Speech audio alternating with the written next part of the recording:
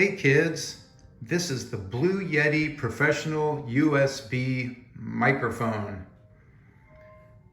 Here is the packaging. Comes with directions, a USB cable, and of course the Blue Yeti. It's got a cute little box. And they even tell you what a Yeti is. Legendary ape-like creature who roams the Himalayas. Abominable snowman. Ooh. Okay, it's marketed for recording, for professional recording, and also for conferencing. We got this because our family takes and teaches music lessons. So we need something that sounds good and is fairly portable without dragging a whole bunch of equipment around.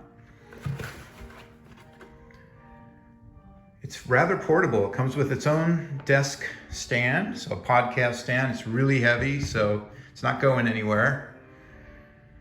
It has its own electronics, so it is an input-output box and a microphone combined. So you don't have to go out and get anything else. And when you plug... Okay, on the front we have the volume, which is basically a gain. And then we have a mute on mute.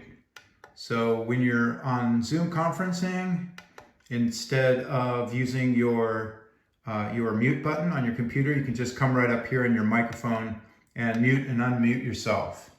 And that's real handy. So especially if you're standing far away from your computer and your teacher is asking you to unmute your microphone and sing for you, then you have it right there, ready to go.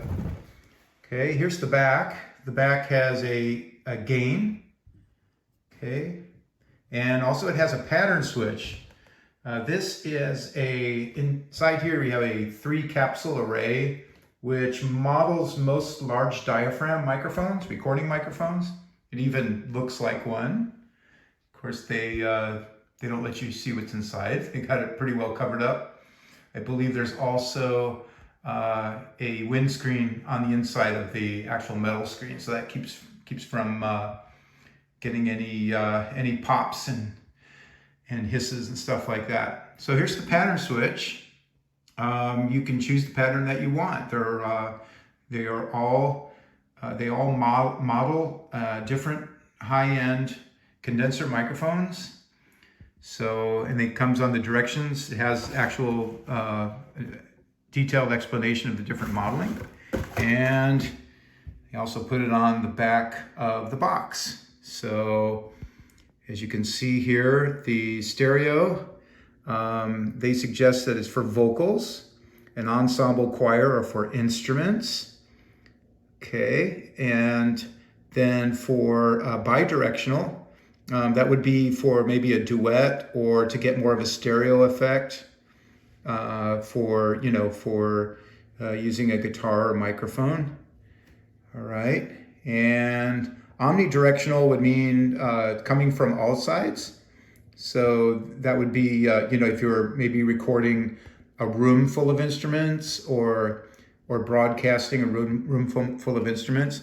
And cardioid is the one I like. That would be for private voice lessons or anything that's facing one direction where you need to get that focus sound into the mic.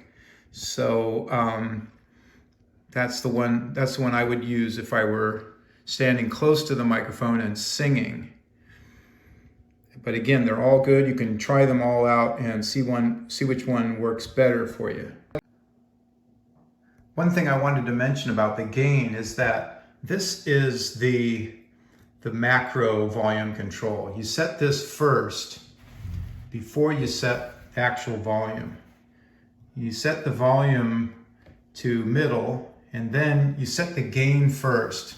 And the reason why that's important is because if you're too loud on the gain, your signal will start to clip, which means distortion. So you want to set your gain first, and I'll show you how to do that later while you're in your Zoom conferencing application. Okay, so I took the microphone off of its podcast stand to show you the bottom. and also show you what you can do with this. First of all, it has a mic input on the bottom, and then here's your USB input for to plug into your computer. So it's a 1/4-inch mini jack, which means you can put a pair of headphones in there. And I always recommend headphones when you're doing music lessons, because otherwise the sound loops back through, and it creates that sometimes it creates feedback, and sometimes it creates that nasty lag and that echo thing that you get when your sound is coming out of your speakers and then bleeding back into the microphone. Well, it is a professional microphone, so it has professional threaded receiver for your mic stand. So I actually have this nifty mic stand here, and I'm going to put it on the mic stand because I think this is where it belongs. This way you can adjust the height, and you don't have to have an extra desktop or an extra stand to be able to move it up and down or move it back and forth. So this is right on. So now it's on a mic stand, which is pretty cool. So now it's you can back up a little bit from your computer, and that will enable you to get some distance between you and the mic, and hopefully. Okay, so I've plugged the Blue Yeti into the computer, and it was immediately recognized. I've also plugged in a pair of earbuds. That's fine, you can use these. Or better yet, these are consumer grade, kind of higher end Bose headphones. They're pretty decent, and they cancel out a lot of the noise around you. They have this pad that goes around your ear. So they're a little pricey, but you can get by with this. I don't recommend wireless headphones because they can give you a little bit of a slight lag on your audio that's coming back. So I would not recommend wireless. Okay, so we're gonna go ahead and show you how to hook up the Yeti with Zoom and get your best audio quality out of your Blue Yeti. Okay, I'm in the Zoom app here and I'm signed in. You should be signed in, so when you make any changes to your settings, it will transfer over to another device. Here are the settings, and I'm going into audio, and as you can see, the Blue Yeti microphone has already been selected by my Mac. If you're using a PC, you might have to select it. Okay, and here are your options. Okay, obviously we want the microphone because we are not using the built-in output and input, so make sure that's on. Same thing here with the microphone. If you need to choose it, make sure you're on the Yeti or whatever microphone you're using. Okay, and you'll see my volume is about in the middle. That's great for speaking, but probably not for instruments or voice because it's going to get much louder. So I'm probably going to want to adjust my gain so that when I'm singing or playing an instrument, it's in the middle. Right now it would probably be over to the right, which might mean that I would be clipping or distorting. So definitely adjust your gain while you're singing, okay? I have my headphones in so I can hear myself clearly, and I can hear people in the conference, or I can hear my student or my music teacher clearly without the sound feeding back through. Okay, let's talk about some settings here. We don't want Zoom to do this, so we're going to uncheck. We don't want automatically adjust microphone volume because we want the original dynamics and the natural dynamics of your instrument or voice to be heard. So uncheck that and then go to advanced. Okay, we want you to enable original sound, so that's very important because you're using the microphone. That is your original sound, so check mark that. And then you want to disable this, suppress persistent background noise. We actually want the background noise because that is the characteristic resonance and frequency of your voice or instrument. So we want that, okay? Also disable this.